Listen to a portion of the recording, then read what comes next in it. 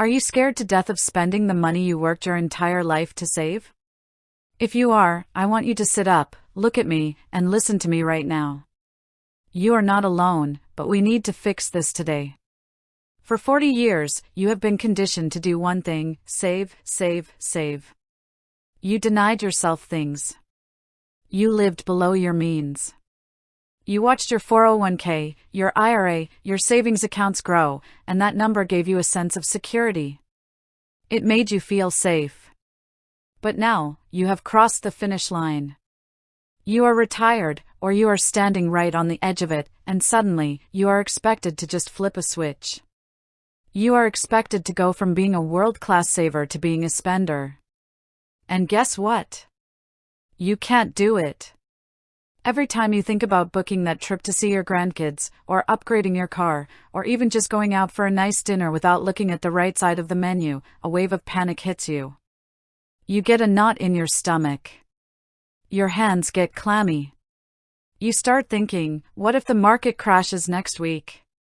What if inflation eats everything I have left? What if I live to be 95 and I end up broke, relying on my kids, or worse, with absolutely nothing?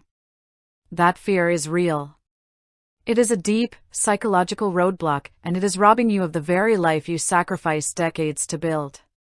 You are suffering from spending paralysis, and if you don't break out of it, you are going to commit the ultimate financial crime. You are going to die rich, but live poor. You are going to leave a massive pile of money to your heirs or the government, while you spent your golden years clipping coupons, freezing in your own home because you didn't want to turn up the heat, and saying no to the experiences that give life meaning. Money is nothing but a tool. It has zero value just sitting in a digital vault if it isn't serving your life, your security, and your joy. So how do we solve this? How do you give yourself legal, emotional permission to spend your own money without feeling like you are jumping out of an airplane without a parachute? First, we have to change your definition of security. Right now, you think security means keeping that grand total in your investment account exactly where it is, or watching it go up. That is a lie. True security is knowing exactly what your money can do for you. To break the fear, you must create what I call a permission budget. You need to segment your money so your brain stops treating your fun money and your survival money as the same thing. I want you to look at your total nest egg and divide it into 3 distinct buckets. Bucket number 1 is your income floor. This is your absolute security blanket. You add up your Social Security, any pension you are lucky enough to have, and whatever guaranteed income you can generate. This bucket must cover your absolute needs, your housing, your taxes, your insurance, your groceries, and your healthcare.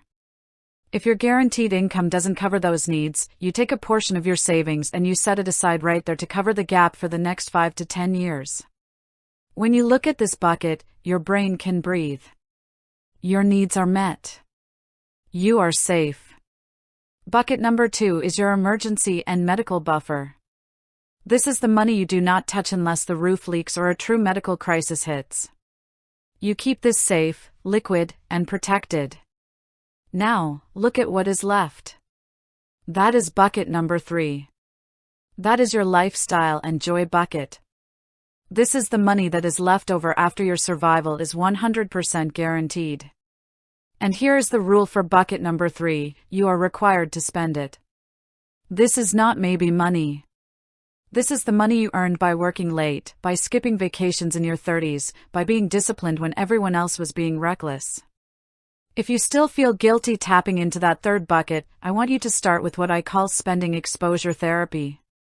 Do not go out tomorrow and buy a $100,000 RV if it's going to give you a heart attack. Start small. This week, I want you to go to a restaurant, and I want you to order the premium entree, or buy the artisan coffee, or upgrade your seats on a short flight. Look at your account the next day. Are you broke? No. Did the sky fall? No. You are proving to your subconscious mind that spending $1 does not mean you are headed for bankruptcy. You did it. You won the game of saving. But if you don't give yourself permission to enjoy the prize, then what was it all for?